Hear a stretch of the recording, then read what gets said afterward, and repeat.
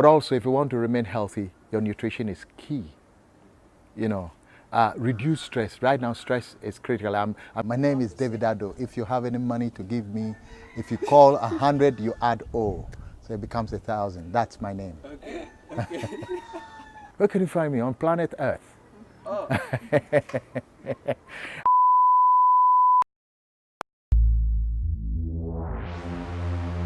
A gangster is a person that people look up to. Everybody had gangsters in their neighborhood. You know, everybody had gangsters. Trying to better self, that's a gangster move. Working on your health, that's a gangster move.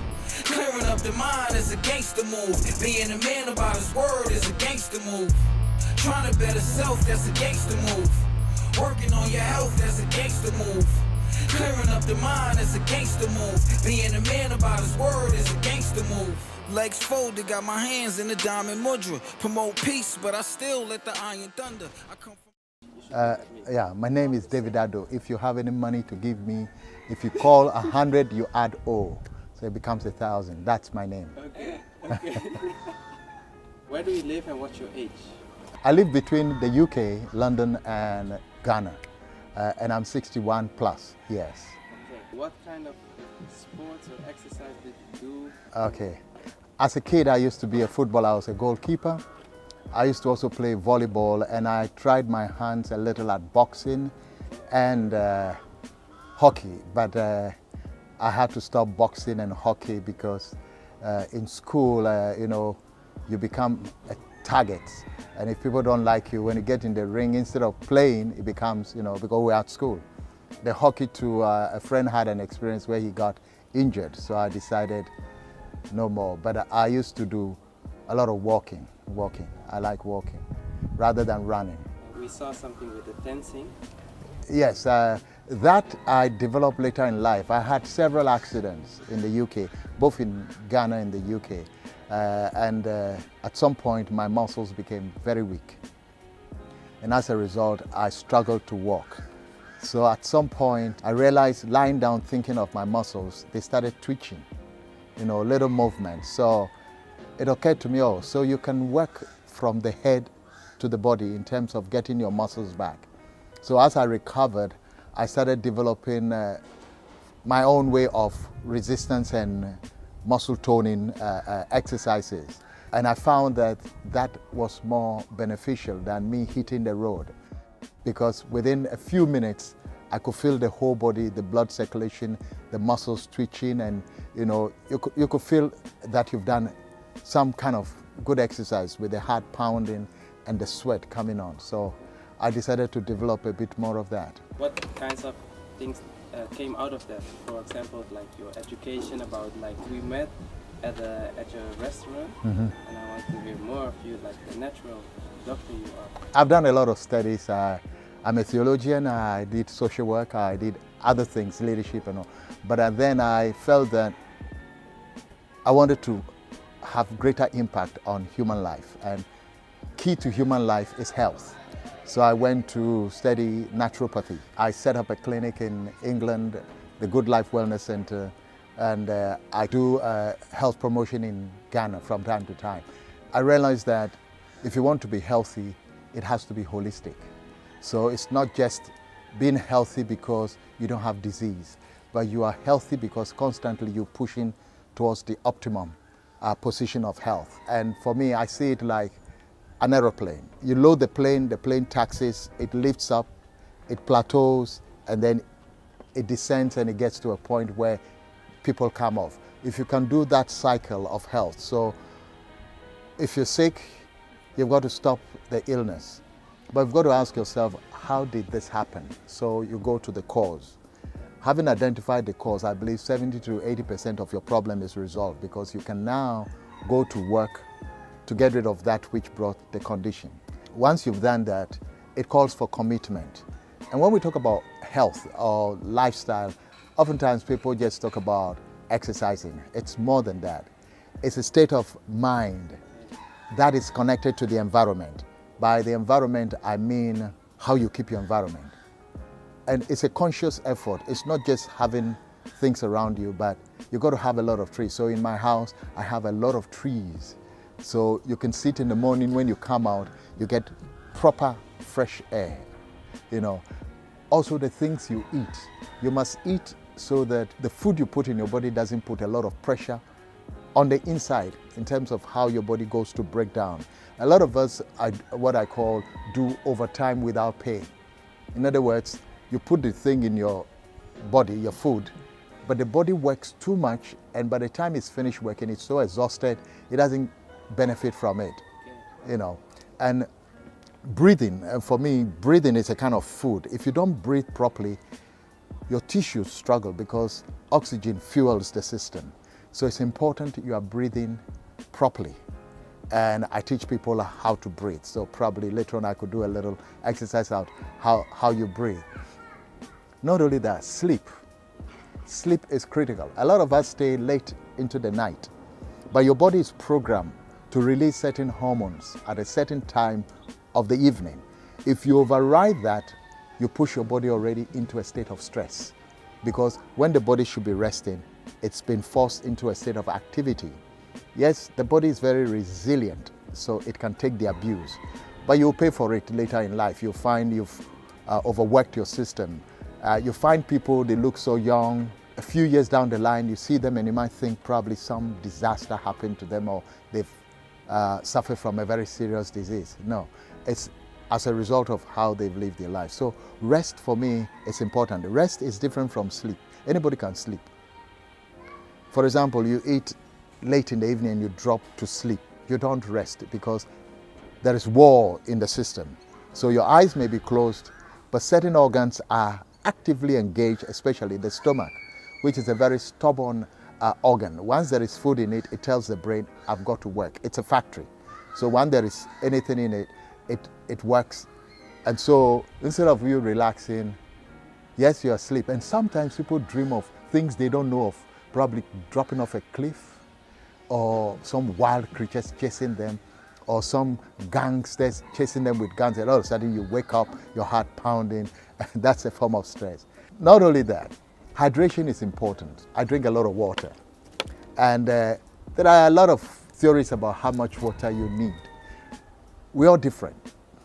The body has a baseline for which it must work, you know, in terms of hydration.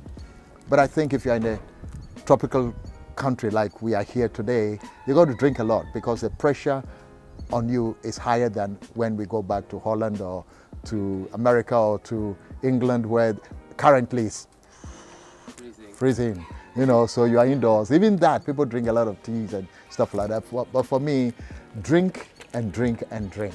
But please don't drink too much at one go, because you could drown standing on dry ground. You know, yes, many don't know that, but you drink too much, you could drown standing on dry ground. And when we are drinking, a lot of us eat and drink at the same time. It's not advisable. You need to be able to chew your food very well before swallowing. That way you enhance the body's ability to work very little and extract the nutrients. I also say to people, in eating, it's not volume, because if it were volume, when you eat a lot of food, the next day when you go to evacuate, you find you throw a lot of stuff out. So the question is, why consume so much and then get rid of it? It means the body requires just so much. So if you're able to get the right combination of nutrients, you don't need volumes. It's very important. So I'm very conscious of that. And so I love cooking. What kind of foods do you eat? My family is vegan.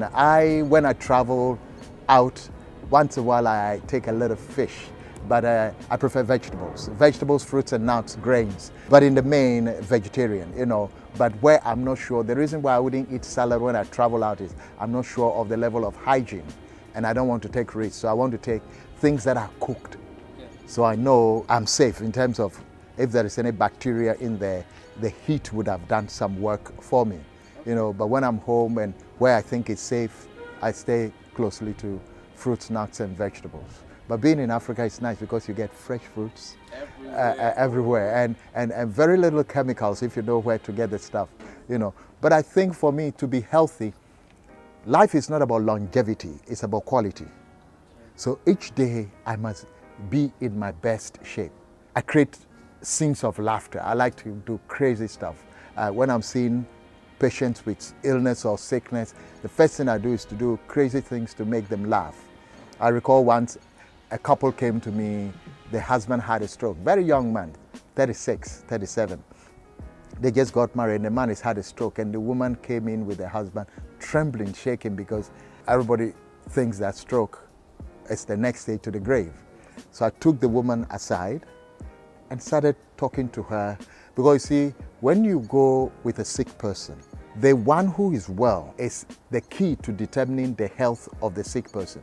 So if you come into the place with a sad face, the sick person knows I am not well from your face. So you've got to be able to reorientate their posture in terms of face. I call that psychological healing, you know. So you've got to reorientate the person to feel that, hey, he will be well or she will be well. So you kind of, through you, transfer your state of health on your face to the person. And by that, they respond. Not many doctors do, you know, psychological intervention. We normally like to intervene in terms of, hey, the person is sick, what do we do? But the persons who care for them are critical in the success story of the ill person. So for me, health is about making people happy. I like to laugh a lot, and I do crazy things. What type of role does music or sounds play in that? Oh. You listen to music a lot. Yes, but I like soft music. I don't like, here they play a lot of loud, you know, it's irritating. I don't have, but I like classical, I like soft, quiet. I like hymns too, you know, they're very quiet and soft, you know, and that which makes you reflective, and that which almost engages with you to begin to, oh yes, it's nice. Sometimes you don't have to be by any quiet or soft place, but the music kind of takes you and transcends you into a place of nature, of serenity, tranquility and quietness, and it helps you to focus on life. You know, a lot of people also think that money is what makes people happy. I don't think so. I think I've seen many sick people who have money. When we say money, wealthy, millionaires who can buy buildings worth $420,000 cash. I've seen people like that sick, and you'll find the money, they don't talk about the money anymore. They talk about how can you help me? And when you smile at them or you smile to them and they can't smile, it seems like you've become all of a sudden some supernatural being to bring joy to the suffering. They are willing to give you anything, you know. And so if you can bring joy to hearts and be content, I like the word contentment. When you're content, you have a different outlook. So even in pain, you're contented. In much, you're happy. You know, for me, helping others too, it's critical for health. Volunteerism, you know, you volunteer to help those who are less privileged. For me, it teaches me a lot of lessons. It makes me go back, and when I sleep or when I go to rest or relaxing, you find the mind churns over good things in terms of good effect you've created in people. So yes, I still do my walking. I still do my tension exercises. I laugh a lot. I like to help people who are sick. I like to talk to people to make them healthy. Where can we find you? Where can you find me? On planet Earth. Oh. We've met you in the restaurant. The restaurant? Yeah. Tatale restaurant. Yeah, the Tatale restaurant. You find me there on and off. When I'm in Ghana, I also do a lot of radio talks at a place called Bawe. In London, I'm in Catford in Lewisham, SE6. When I'm here, you know, I do health lectures, you know, like health promotion. Yeah, I like to do that. But I'm retired. I'm a retired old social worker, yes. What would you recommend to people who are just starting to exercise or are already in exercising? When it comes to exercise, the first thing to do is to make sure you check your cardio vitals, I call it. Make sure you know the state of your cardiovascular system. So it's good you go see a doctor and let them check you out, because even footballers go run on and they drop dead. Yes. You know, so when you want to do any strong physical activity, check yourself out. But also, if you want to remain healthy, your nutrition is key. You know, Reduce stress. Right now, stress is critical. I'm not talking of external stress, because if I have stress with somebody, I can move away.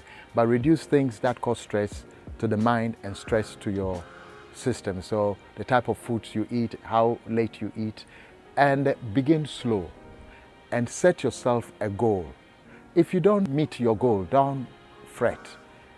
It's more about consistency, slowly but gradually, and work your way through. And you'll find gradually it become part of you.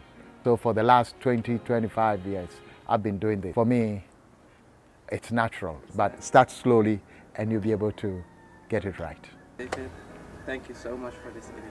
I wish you all the best in the future. And you said to me you want to be 150. Yeah. I think you're on a good way to get to the age, and I'll be going up to you. So thank you so much. Thank you very much, and it was a pleasure meeting you. Take care. These are a few coconuts I picked from the tree, and I'm now going to cut them.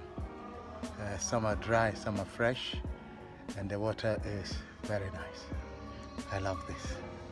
This is healthy living. Everything natural around you, so you can enjoy it, enjoy nature.